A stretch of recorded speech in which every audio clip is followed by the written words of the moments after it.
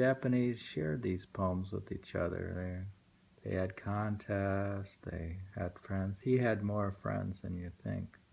Saigyo, we're reading from Poems of a Mountain Home, translated Burton Watson. Paul was running away from his friends because they liked him. They loved him because he was a brave boy. They wanted to hear his poems. His sensitive friends, they liked his poems.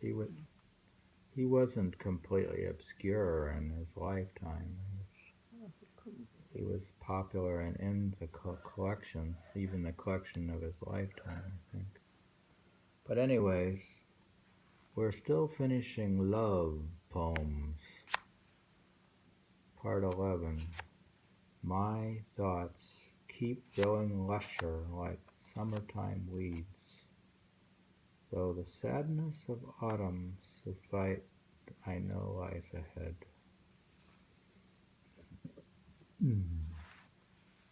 We had read that one. Why does no one say pitiful or come to comfort me?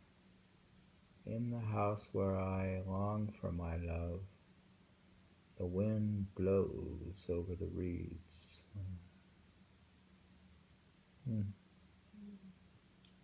Needs comfort. He's a bit lonely. He gets a little bit loneliness and solitude. And we're reading now, going to miscellaneous poems. Poems with no category. Here he says, when I was in retirement in a distant place, I sent this to someone in the capital around the time when there was a moon. He says, only the moon high in the sky as an empty reminder. But if looking at it, we just remember our two hearts may meet.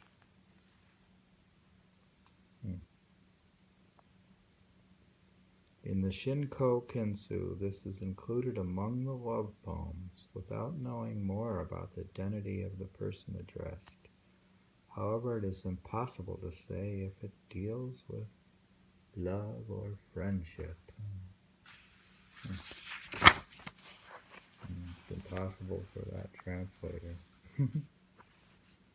When I abandoned the world and was on my way to Ishu, I wrote this at Suzukaoyama, or Baldir Mountain. Baldir Mountain, I shake off this sad world, put it aside. But what lies in store for me? What note will I sound? It's a note. Cries. Shin Suzukayama is on the road between Kyoto and the Ishi region, where Saigyo had friends. See, he has friends. The poem was probably written not long after he entered religious life. The words furi, shake, nari, sound, and naru, to sound, to become our link to the bell image in the name of the mountain.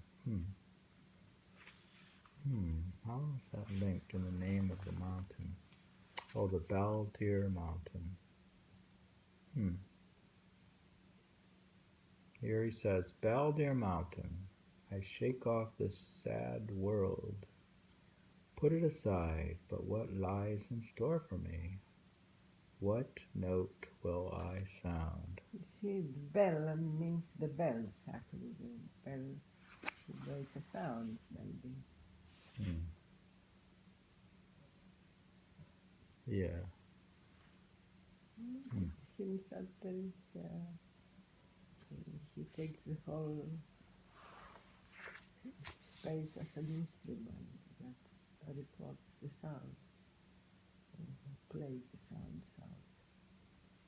Now he says, is it because my mind keeps dwelling on every worldly thing that the world seems more hateful to me than ever?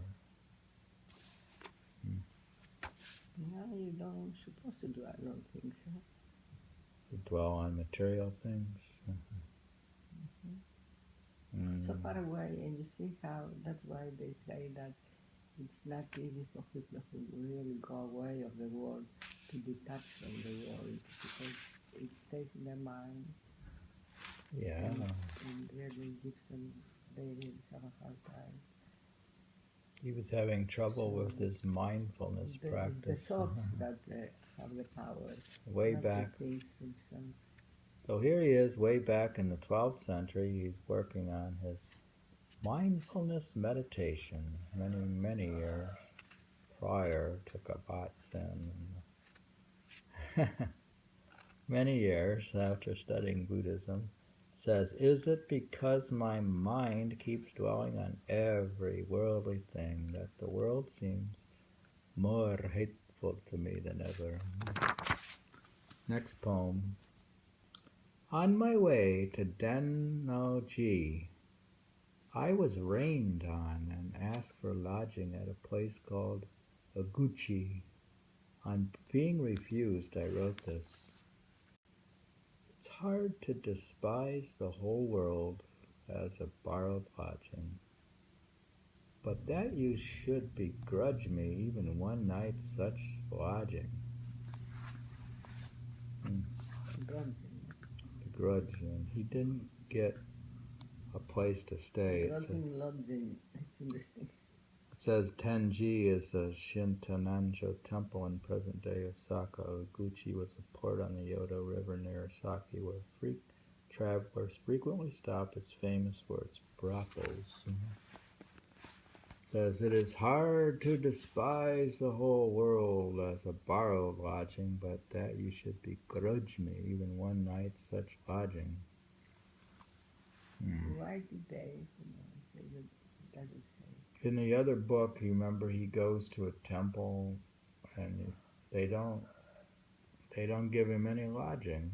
He's like a Buddhist poet and a Buddhist. He's a nice Buddhist, and he goes to the Buddhist temple. He's a priest himself also. He's practically a priest, and they don't let him stay overnight. Here's a reply poem. Because I heard you were someone who had left the household life, my only thought was to warn you, don't let your mind dwell on this borrowed lodging. Which word is the mind? Why? Yeah, but here it says the writer is identified as a prostitute, named Te. The legend grew up that the reply to Saigyo's poem was written by one of the prostitutes at the house where he asked for lodging. She later became known as Iguchi no Kimo, the Lady of Igichi, and was regarded as a manifestation of the Bodhisattva Samajjapa. Incident forms the basis of a no-play Iguchi. Why he wanted to stay there? Dear, it was raining. It's probably late at night, and he's traveling. He was rained on, and he's looking in the whole town for lodging, probably. We've heard this poem where he couldn't, in the other books, he couldn't get a place to stay. He was looking for Airbnb or bed and breakfast, or even the temple. Since this was a major place. Well, with all the prostitution going on, there's no room left. Next poem. How have I spent these many years and months in this world, where those here even yesterday are no longer here today?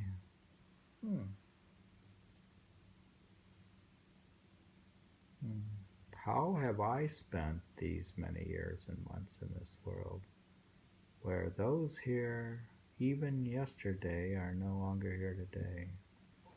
Also interpreted as, why have I been allotted so many years and months in this world where those here even yesterday are no longer here today?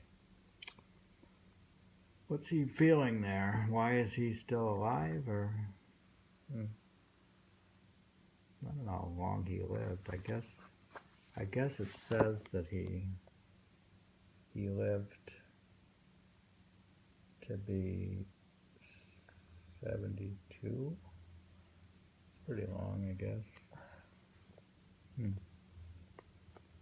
We're reading from Saigyo, a Buddhist poet from Waka or Tanka or haiku poet from 12th century Japan. Translator Burton Watson. You know, he has another book called Rokan, a Zen monk poet of Japan. So, and do you want any of those poems repeated? Please? Again? Yeah, I have to do this next section. Okay.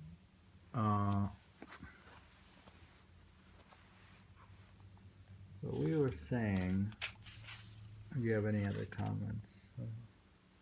Maybe I'd like to read the last one about yesterday. About yesterday.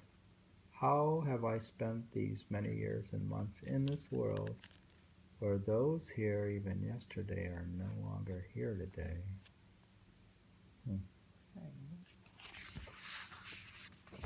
Well,